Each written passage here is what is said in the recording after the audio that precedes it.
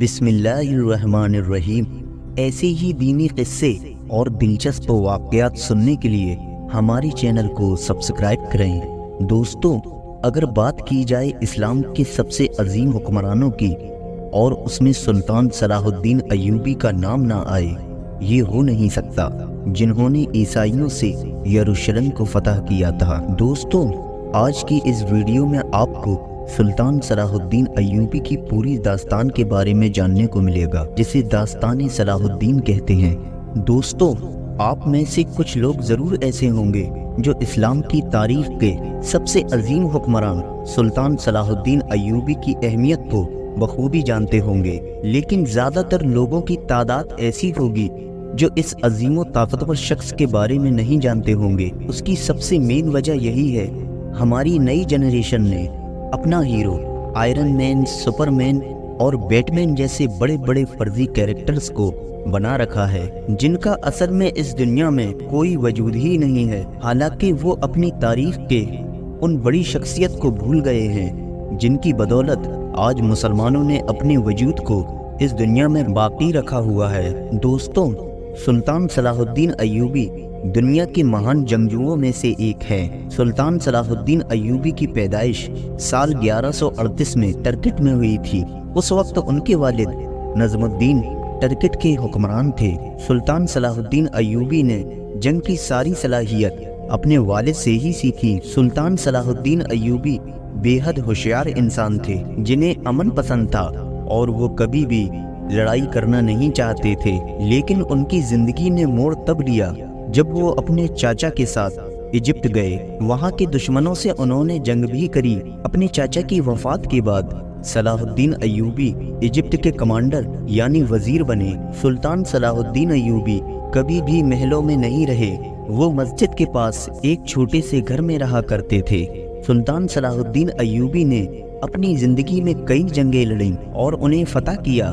انہوں نے بڑی بہادری سے تقریباً 20 سالوں تک کروسیڈرز کا سامنا کیا اور انہیں ہار ماننے پر مجبور کر دیا۔ انہوں نے یورپ کی ساری طاقتوں کا ایک ساتھ سامنا کیا، وہ طاقتیں جو یروشلم کو مسلمانوں سے چھیننے آئی تھیں۔ دوستو، اتہاس کار کروسیڈرز کو تاریخ کی سب سے لمبی جنگ میں سے ایک مانتے ہیں۔ ساتھ ہی ساتھ یہ وہ جنگ بھی تھی جس میں بہت زیادہ خون بہا تھا اور کافی مشقتوں کے بعد عیسائیوں نے یروشلم پر پھر سے قبضہ کر لیا۔ دراصل دوستو، کروسیڈرز کا مطلب ہے مذہب کی لڑائی۔ یہ جنگ صرف ایک شہر کے لیے لڑی گئی تھی جو کہ یروشلم ہے۔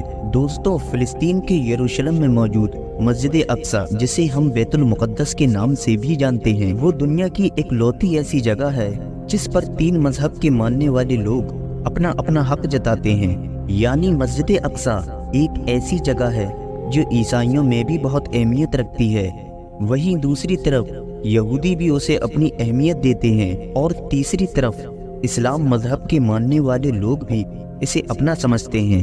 دوستوں، بیت المقدس کو اسلام کا دل مانا جاتا ہے اور بیت المقدس مسلمانوں کا قبلہ اول ہے، یعنی کعبے سے پہلے مسلمان اسی کی طرف رخ کر کے اپنی عبادات کیا کرتے تھے، اور یہی وجہ ہے کہ اسلام میں بیت المقدس کو اتنی اہمیت دی گئی ہے۔ یعنی اسلام میں کعبے کے بعد سب سے بڑا مرتبہ کسی عمارت کا سمجھا جاتا ہے تو وہ بیت المقدس ہی ہے۔ بیت المقدس سے 3 مذہبوں کے عقیدے جڑے رہنے کی وجہ سے ہی ہمیشہ سے ہی مسلمانوں، یہودیوں اور عیسائیوں کے درمیان اس پر اپنا اپنا حق جتانے کے لیے جنگیں ہوتی رہی ہیں۔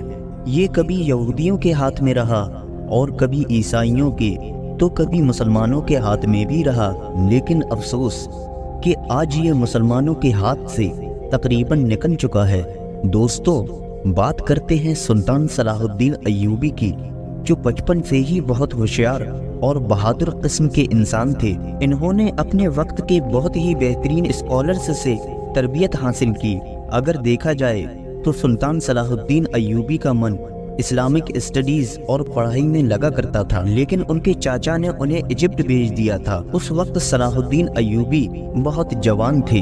جب 1169 میں صلاح الدین ایوبی نے وزیر کی گدی کو سنبھالا تو ان کی مذہبی تعلیمات نے ان کی گورنمنٹ پالیسیز کو بہت متاثر کیا، لیکن ایک شخص جسے صلاح الدین ایوبی کی بڑھتی ہوئی طاقت پسند نہیں آ رہی تھی، وہ شخص نور الدین تھا جو کہ ملک شام میں تھا۔ خیر، لوگوں کو لگنے لگا تھا کہ ان دونوں کے درمیان جنگ ہونا طے ہے، لیکن ایسا نہیں ہوا، کیونکہ 1174 میں نور الدین ایک بیماری کے چلتے وفات پا گئے، جس کے بعد صلاح الدین کی حکومت ایجپٹ کے ساتھ ساتھ ملک شام میں بھی قائم ہو گئی۔ اس وقت مسلمانوں کی زمین جو کہ الگ الگ تھی، اسے صلاح الدین ایوبی نے پھر سے ایک کر دیا، اور کروسیڈرز کی سلطنت ایک مضبوط اسلامی ریاست سے گھر چکی تھی۔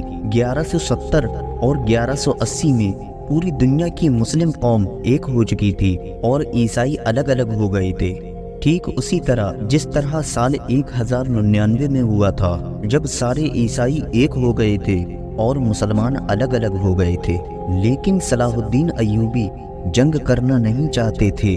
انہوں نے کئی سارے معاہدے کیے یروشلم کی سلطنت کے ساتھ، لیکن عیسائیوں کے ایک رینولڈ نام کے حکمران نے ان معاہدوں کو توڑ دیا۔ اس نے کثیر تعداد میں مسلمانوں کا خون بہایا، یہاں تک کہ وہ کعبہ شریف پر حملہ کرنے کی بھی تیاری کرنے لگا۔ اس کے بعد سال 1180 کی دشک میں صلاح الدین ایوبی کی فوج نے ان کروسیڈرز کا سامنا کیا اور انہیں پیچھے ہٹنے پر مجبور کر دیا۔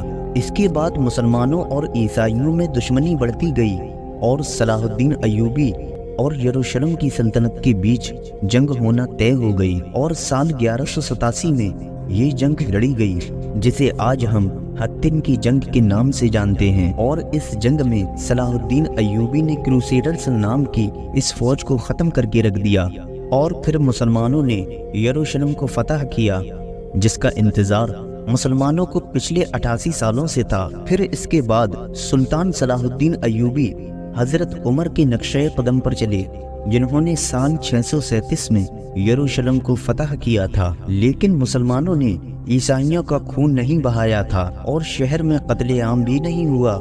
لیکن مسلمانوں نے عیسائیوں کا خون نہیں بہایا اور شہر میں قتل عام بھی نہیں ہوا، اور ہر کسی کو اپنے شہر میں رہنے اور اپنے مذہب کو فالو کرنے کا پورا حق تھا۔ یروشلم جو کہ اب مسلمانوں کے پورے قبضے میں آ چکا تھا، یہ خبر سننے کے بعد عیسائیوں کو غصہ آنا لازمی تھا، لہٰذا انہوں نے اپنی فوجوں کو اکٹھا کرنا شروع کر دیا۔ جرمنی اور فرانس کے حکمرانوں نے اپنی فوجیں تیار کرنا شروع کر دی، یہ سوچ کے کہ اب ہمیں یروشلم کو حاصل کرنا ہے، اور انگلینڈ کے ایک حکمران ریچارڈ نے اپنی فوج تیار کر لی، لیکن انہیں کیا پتا تھا کہ ان کا مقابلہ ایک عظیم و طاقتور جنگجو سلطان صلاح الدین ایوبی سے ہونے والا ہے۔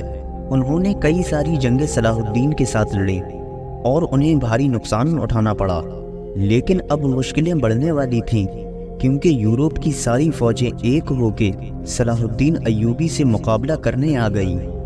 صلاح الدین ایوبی کی فوج جو کہ صلیبیوں کا سامنا کر رہی تھی، وہ اب تھک چکی تھی، یہاں تک کہ اب ان کے پاس کھانے کے لیے بھی کچھ نہ بچا تھا۔ اس کے بعد یہ طے قرار پایا گیا کہ اب اور خون نہیں بہے گا اور کوئی قتل نہیں کیا جائے گا۔ ایک معاہدہ ہوا جس کے تحت سلطان کو 2 لاکھ سونے کی دینار انگلینڈ کے حکمران ریچارڈ کو دینے تھیں۔ تھوڑی دیر ہونے کی وجہ سے غصے میں آ کر ریچارڈ نے مسلمانوں کا قتل عام کیا۔ جب یہ خبر صلاح الدین ایوبی کو پتہ چلی تو انہیں بہت غصہ آیا اور انہوں نے مسلمانوں کے خون کا بدلہ لینے کی قسم کھائی۔ 150 میل سمندر کا راستہ طے کرنے کے بعد سلطان نے ان لوگوں سے کئی جنگیں لڑیں اور انہیں بھاری نقصان پہنچایا، لہٰذا اس کے بعد انگلینڈ کا حکمران معاہدے کے لیے مان گیا۔ سلطان صلاح الدین ایوبی بھی مان گئے، جس کے بعد سال 1192 میں ایک سمجھوتا ہوا اور سارے کروسیڈرز کو یروشلم سے باہر نکالا گیا۔ دوستو، اسی واقعے پر مولانا طارق جمیل صاحب کہتے ہیں کہ جس قوم کی بچیاں ناچ گانے کو اپنا شوق بنا لے، اس قوم سے ناچنے گانے والے ہی پیدا ہوں گے۔ خالد بن ولید پیدا نہیں ہوں گے، طارق بن زیاد پیدا نہیں ہوں گے، محمد بن قاسم پیدا نہیں ہوں گے، اور نہ ہی سلطان صلاح الدین ایوبی جیسے بہادر لوگ پیدا ہوں گے جو اکیلے پورے یورپ کا سامنا کریں۔ دوستوں، حطن کی جنگ میں तकरीबन 7 सल्तनतें सलाह उद्दीन अय्यूबी के खिलाफ एक साथ आ गई थीं। पूरा यूरोप उनके खिलाफ था और दूसरी तरफ तन्हा सलाह उद्दीन अय्यूबी थे। इसके बावजूद भी उन्होंने तन्हा पूरे यूरोप को शिकस्त दी।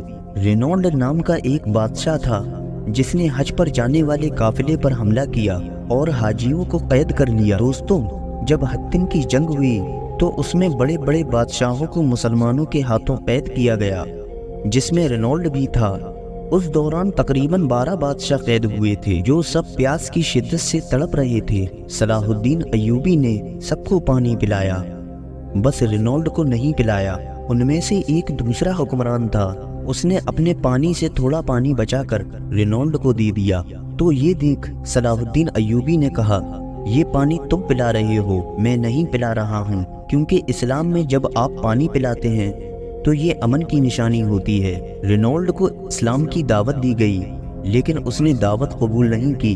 तो सलाहुद्दीन अय्यूबी ने कहा कि मैंने कसम खाई थी जब तूने हाजियों के काफिले पर हमला किया था और कहा था बुलाओ अपने मोहम्मद को सल्लल्लाहु ताला अलैहि वसल्लम, तो मैंने कसम खाई थी कि अल्लाह ने अगर मुझे मौका दिया तो मैं तेरी गर्दन अपने हाथों से उड़ाऊंगा। और आज मोहम्मद का ये अदना गुलाम आज तेरी गर्दन उड़ाने जा रहा है।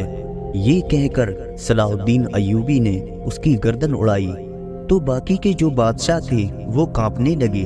तो सलाहुद्दीन अय्यूबी ने कहा, हमारे इस्लाम में नहीं है, हमारे इस्लाम में बादशाहों के साथ बादशाहों वाला सलूक ही किया जाता है। लेकिन ये हद से आगे बढ़ गया था।